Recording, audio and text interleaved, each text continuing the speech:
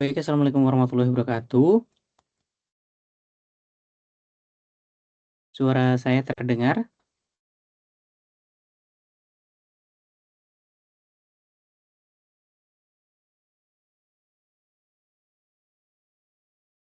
Oke, selamat datang Syah Syahsya, Sabita, dan mungkin teman-teman yang lain yang belum bisa hadir nanti bisa melihat atau memutar rekaman ulang dari Tuweb 3 ini. Ya. Oke, assalamualaikum warahmatullahi wabarakatuh. Kita mulai aja. Kita ketemu lagi di yang Tuweb 3 ya. Tuweb 3 di sini kita akan membahas terkait tugas 2. Nah, buat teman-teman yang udah ngerjain tugas 2, mungkin nanti bisa ketika ada kendala bisa kita diskusikan di Tuweb ini ya, teman-teman. Langsung aja kita share screen mungkin untuk melihat topik yang ada di LMS dari si UT-nya. Nah, ini teman-teman mungkin sebelumnya untuk yang kelas ini ya, kelas jaringan komputer yang kelas 165 ini, kita sambil review lihat lagi untuk yang tugas atau tugas 1. Nah, tugas 1 ini baru 13 ya yang submit. Jadi mungkin buat teman-teman yang lain yang belum submit, silahkan dikerjakan aja. Karena mungkin nanti akan kita buat perpanjang. Silahkan teman-teman ditunggu aja ketika ada perpanjangan bisa di-submit. Karena untuk Tuweb ini tugas harus dikerjakan ya untuk syarat lulus. Jadi harus dikerjakan. Jadi kalau nggak dikerjakan maka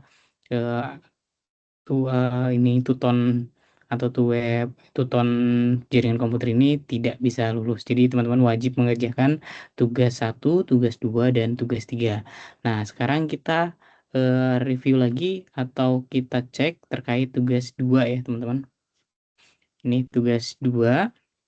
Di sini teman-teman diharapkan bisa mempraktekkan tugas 2 yang dimana teman-teman di sini mensimulasikan pada Command Prompt ya, atau biasanya kita sebutnya dengan ini CMD. Nah, di sini ada beberapa perintah command prompt. Nah, command prompt ini walaupun mungkin jarang kita pakai, tapi teman-teman paling nggak tahu bahwa fungsi-fungsi dari command prompt ini.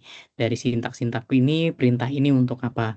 Karena ini biasanya dipakai untuk pengelolaan atau manajemen pada server ya, sistem operasi jaringan atau sistem operasi server. Nah, biasanya sistem operasi server itu displaynya atau tampilannya itu bukan yang berbasis GUI. Kalau Windows itu kan GUI ya, grafik user interface. Nah, biasanya kalau yang server itu pakai Windows Server tuh biasanya lebih pakai ini, apa namanya? Command line atau kita bisa mensimulasikannya di CMD. Nah, di sini teman-teman silahkan mempraktekkan ini ya nanti untuk tugas 2-nya dengan cara teman-teman masuk ke di Windows-nya. Ini sambil kita cobain ya. Sini teman-teman masuk ke CMD atau bisa ke Windows R. Nanti akan muncul CMD seperti ini.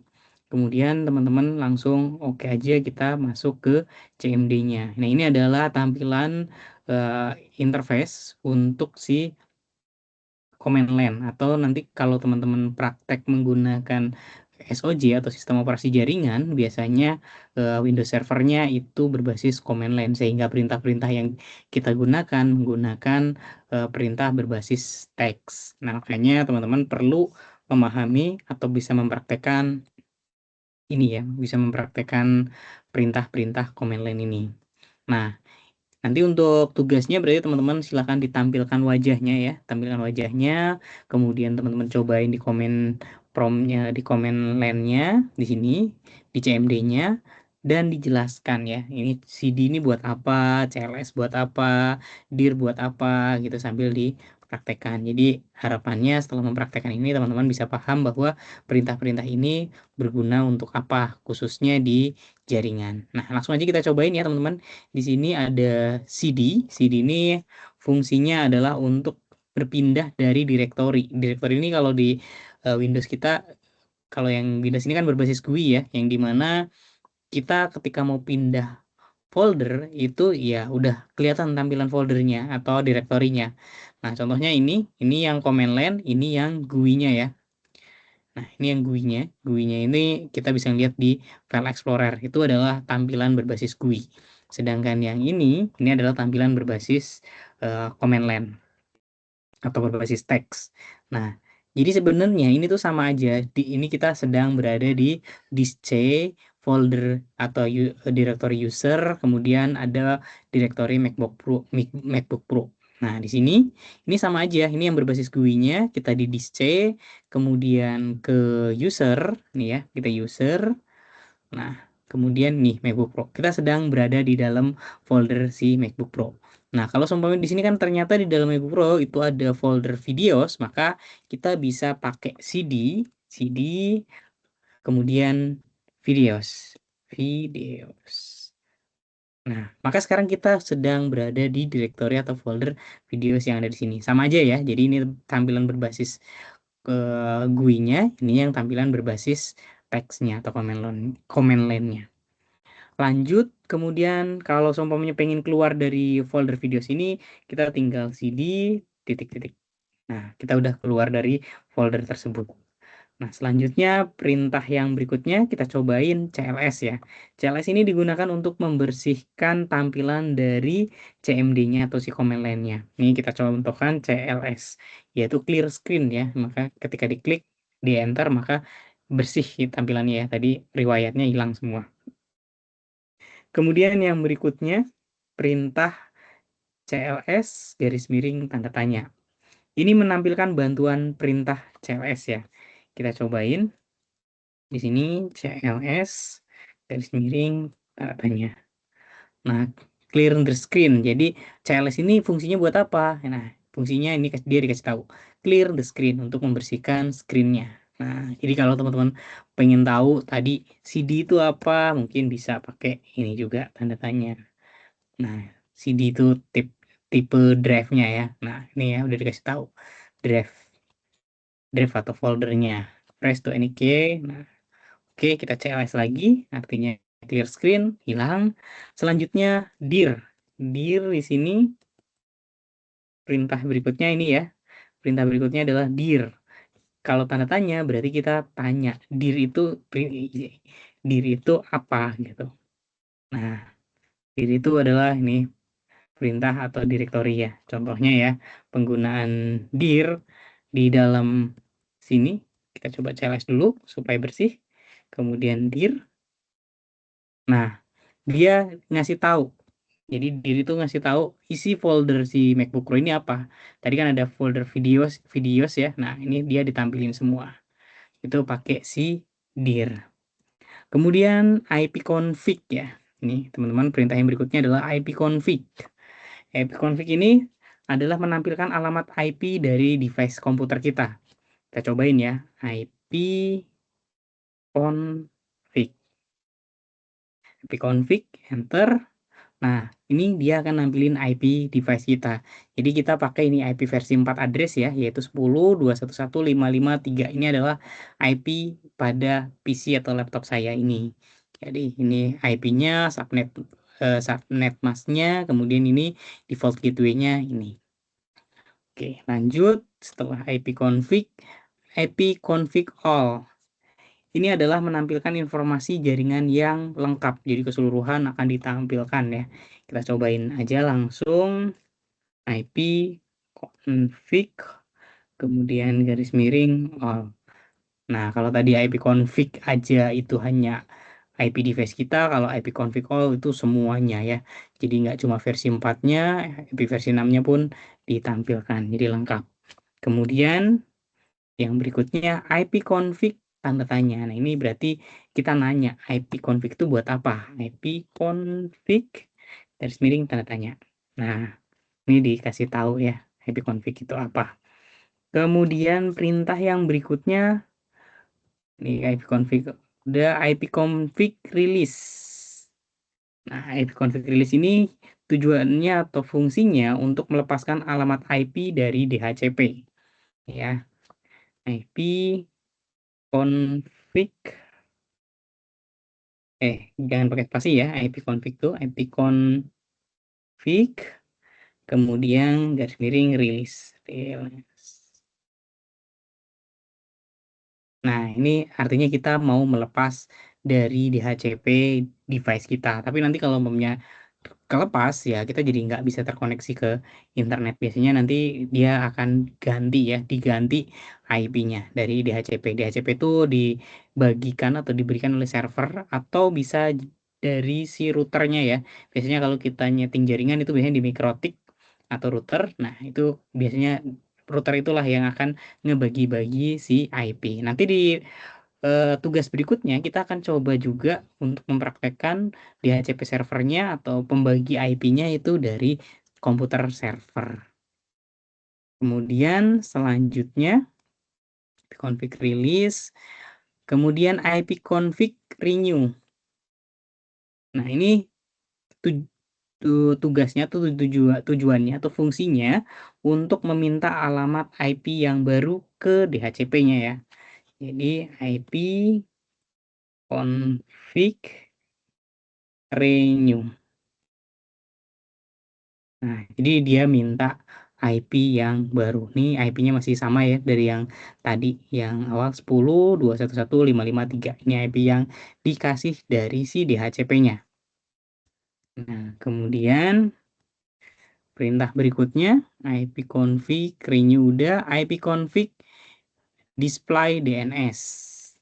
Nah, ini fungsinya adalah untuk menampilkan riwayat atau cache dari DNS. Kita coba ya. Di sini IP config, kemudian display DNS. Nah, ini ya banyak ya. Jadi itu untuk menampilkan riwayat dari DNS-nya atau cache-nya. Kemudian perintah yang berikutnya yaitu IP config flush DNS. Nah, flush DNS ini untuk menghapus riwayat DNS atau cache-nya. Flush ya. IP config, kemudian garis miring, kita flush DNS atau bersihkan atau hapus ya, flush DNS. Nah, ini Windows IP configuration sukses flush, maka dia membersihkan riwayat dari DNS-nya. Kemudian perintah yang berikutnya, tadi flush sudah ya, lanjut ke IP config register DNS. IP config register DNS. Di sini IP config garis miring register DNS. Ini fungsinya atau tujuannya untuk mendaftarkan ulang DNS komputer kita ya. Jadi ini tujuannya untuk mendaftarkan supaya terdaftar secara terulang. Nah, the request operation request evaluation sedang dievaluasi ya, successful. Jadi dia udah terregister. Selanjutnya ping. Nah, ping ini fungsinya untuk mengecek koneksi jaringan kita. Jadi ada koneksi nggak nih? Biasanya kalau kita mau ngeping dari device 1 ke device 2 itu pakai ping. Atau mungkin kita mau ngeping ke Google ya. Kita connect ke internet nggak? Kalau kita connect ke internet, maka kita harusnya bisa ngeping DNS Google atau IP Google. Nah, itu kita bisa coba ping ke google.com. Nah, kalau connect berarti dia akan reply. Nah, ini kita ke DNS ya, domain name servernya dari si Google. Kalau ke IP juga sama. Ping Google itu IP-nya 8.8.8.8. Nah, sama ya reply. Artinya device server yang di sana itu connect ke kita. Itu contohnya kita ngeping. Nanti ke teman-teman juga akan mempraktekkan pada Cisco Packet Tracer untuk mengetes jaringan dari PC 1 ke PC 2 menggunakan ping. Jadi itu tujuan atau fungsi dari ping ini adalah untuk mengecek koneksi dari jaringan. Kemudian kita coba perintah yang berikutnya adalah netstart. Netstart ini berfungsi untuk menampilkan koneksi jaringan yang aktif ya. Netstart. Netstart. Kemudian kita coba min A. Nah, ini adalah list jaringan yang aktif pada jaringan saya ya. Nah, itu untuk menampilkan koneksi jaringan yang aktif. Fungsi next tab nih ya. Kemudian perintah berikutnya tracer ya. Tracer ini untuk menampilkan jalur paket data. Tracer, kemudian kita coba jalur paket data dari Google ya, google.com. Tracer. Nah, ini adalah jalur paket data yang digunakan untuk jaringan Google ya. Kemudian perintah yang berikutnya pathing. Pathing ini untuk mengecek jalur dan kualitas koneksi jaringan kita. Pathing,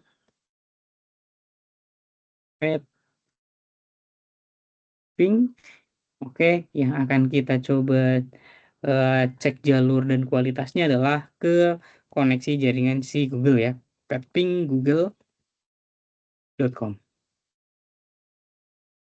Oke, kayaknya saya salah atau tipu. Pathing, ini tadi nggak ada hanya ya. Pathing google.com. Nah, ini ya. Ini jaringannya statik komputer statistik for 25 detik.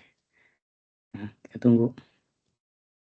Ya, jadi untuk mengecek jalur dan kualitas koneksi jaringan menggunakan pathing. Oke, 25 detik, lama ya. Kemudian perintah yang berikutnya yaitu ns lookup. Ini untuk mengecek DNS atau domain ke IP. Contoh ya, kita cobain ns lookup tadi ya, mengecek DNS atau domain ke IP-nya si Google aja. Kita cobain google.com. Let's look up. Oke, ini ya. NS lookup request timeout. Oh, ditolak. Address, oh ini alamatnya ya.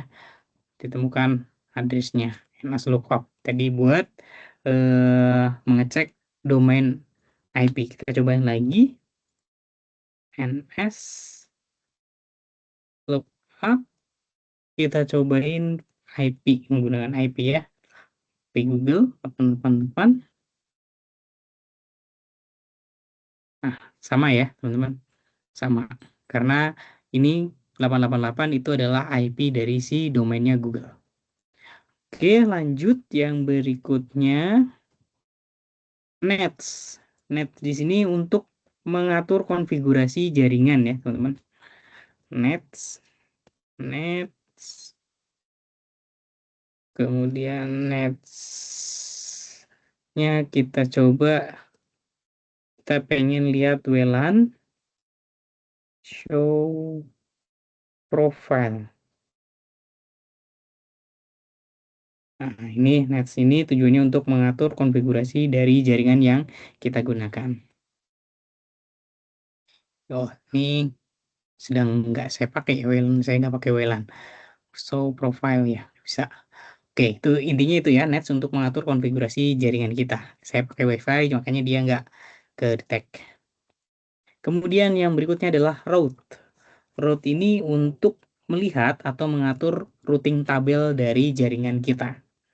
Jadi routing ini biasanya dipakai untuk jaringan atau koneksi yang memiliki beda segmentasi atau beda network ya. Itu kita perlu yang namanya routing. Itu juga nanti akan dipraktekkan di tugas 3 menggunakan Cisco Packet Tracer. Kemudian kita coba ya route, kemudian print untuk ditampilkan. Nah, ini ya. Ini route-nya, gateway-nya, mapnet maksudnya. Lanjut ke perintah yang terakhir adalah net. Net ini fungsinya untuk mengelola user dan jaringannya.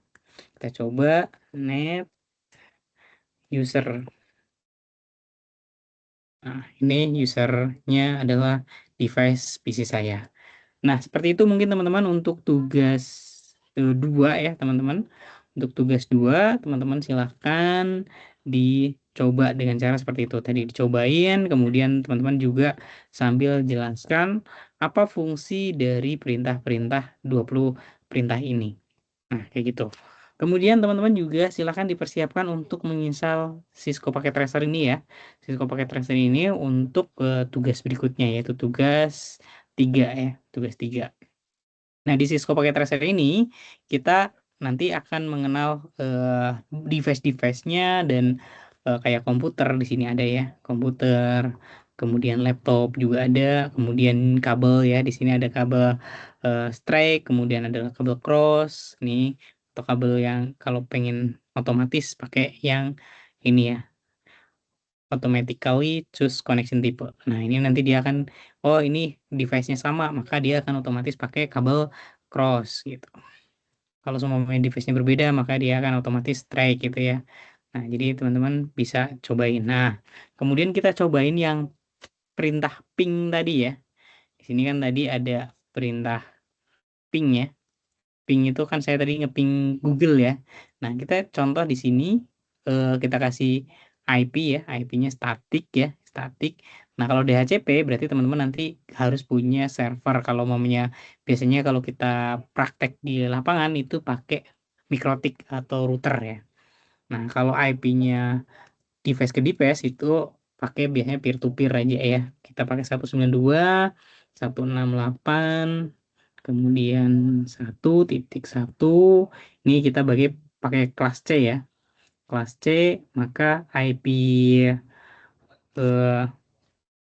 IP networknya, IP net ID-nya adalah si 3 oktet ini ya, 192.168.1. Kemudian hostnya yang oktet paling belakang. Jadi oktet itu biasanya dipisah dengan titik nih ya, titik ini. Nah, kemudian subnet masknya dia akan otomatis. Kemudian kita masuk ke yang laptop. Yang laptop sama, kita ke desktop, IP konfigurasiin pakai yang statik, kemudian kita masukin karena kita satu network 192.168, kemudian satu hostnya yang harus berbeda. Jadi kalau satu network 3 oktet pertamanya, kalau kita pakai kelas C berarti 3 oktet pertamanya harus sama ya teman-teman. Nah, ini ya 192, ini 191. Ini biar kita nggak lupa, kita tampilkan di sini aja mungkin. Paste, jadi untuk nandain ini 2. Untuk nandain bahwa device-nya itu device-nya ini. Nah, ini contoh ketika kita mau ngetes apakah device ini bisa connect. Nah, kita pakai ping ya. Ini dari device PC 1 ke PC, ke laptop ya. Desktop, ini kita close, kita ke command prompt atau CMD tadi ya, yang udah teman-teman simulasikan tadi. Nah, ini kecil banget ya tampilannya. Bisa gedein nggak? Nah, ini teman-teman bisa langsung ping aja di sini. Ping. Kalau tadi kan kita udah nyobain pingnya ke Google. Nah, sekarang kita pingnya ke sini. 192.168, kemudian 1.2. Nah, ketika kita enter, maka dia akan reply ya teman-teman. Tuh, reply.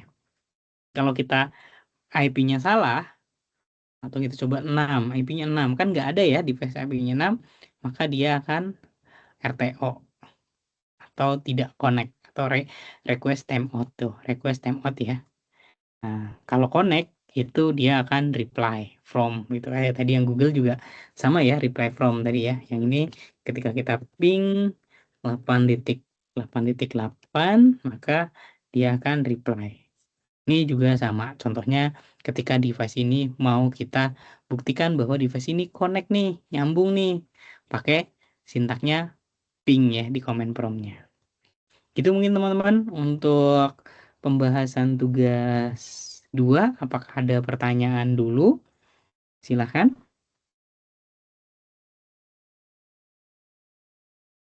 Sambil kita lihat mungkin teman-teman untuk yang tugas 2 udah pada ngerjain apa belum?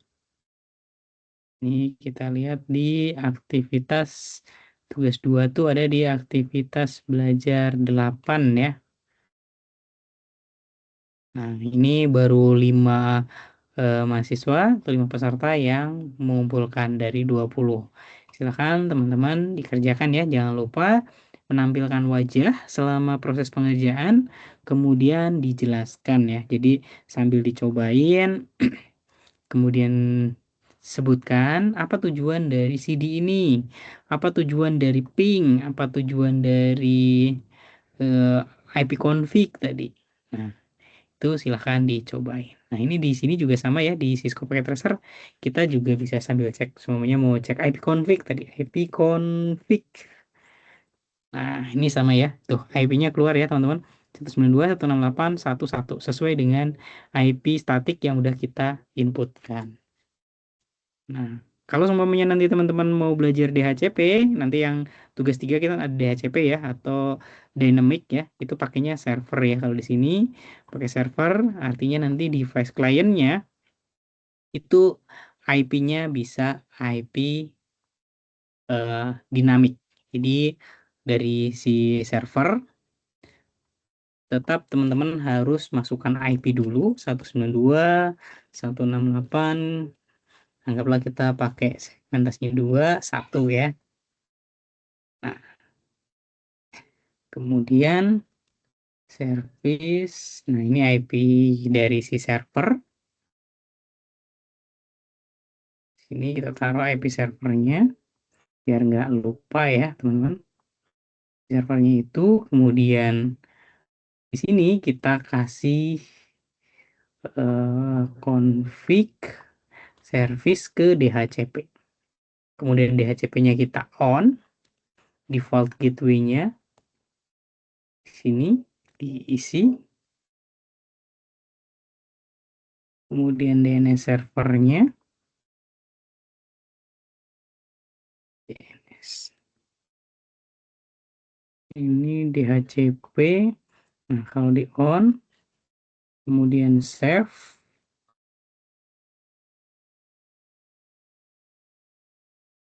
kemudian di sininya di desktop IP, nah DHCP.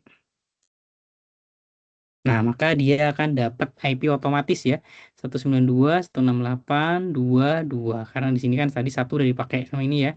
Jadi nanti kalau teman-teman punya beberapa PC, ini ya, ini kan baru satu ya, contohnya semuanya teman-teman mau nambahin ada beberapa PC yang terkonek ke DHCP, ke server, itu akan otomatis dapat IP tanpa harus kita masukin kayak yang ini tadi ya, masukin tanpa harus masukin satu-satu. Itu kita bisa. Nah, ini kita kasih, ini kan portnya cuma satu ya, maka ini nanti teman-teman bisa cobain dengan menggunakan switch ya. Nah, kalau pakai switch, nah, ini ke switch, kemudian setiap PC connect ke sini.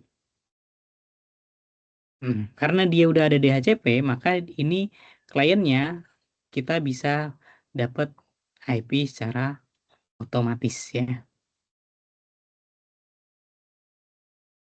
Nah, itu 169 berarti ini nggak dapat ya. Harusnya 192 ya. Ketika dapat 169 nggak dapat.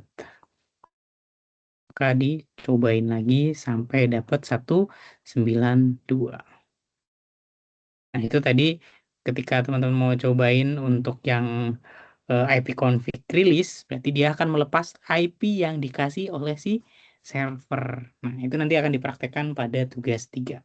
Untuk yang sekarang teman-teman cukup praktekkan menggunakan command prompt ya atau CMD yang ada di Windows teman-teman gitu ya. Jadi silahkan dicobain kemudian disubmit untuk tugas 2-nya.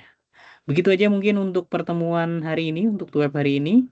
Dari teman-teman ada pertanyaan dulu sebelum kita tutup? Cukup?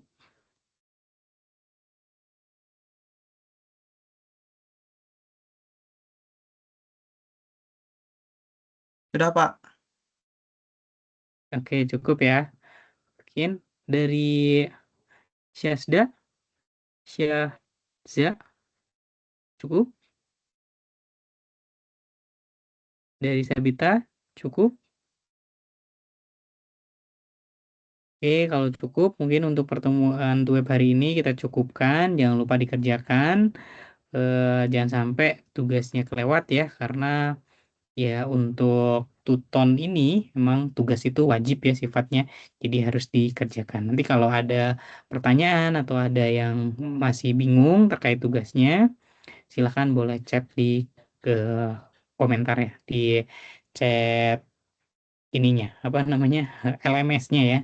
Silahkan kok chat aja di sini, chat pribadi apa di sini langsung chat aja. Gitu aja mungkin untuk pertemuan hari ini. Kita ketemu lagi di web berikutnya untuk membahas tugas yang terakhir nanti tugas 3. Terima kasih, semoga bermanfaat. Saya akhiri. Wassalamualaikum warahmatullahi wabarakatuh.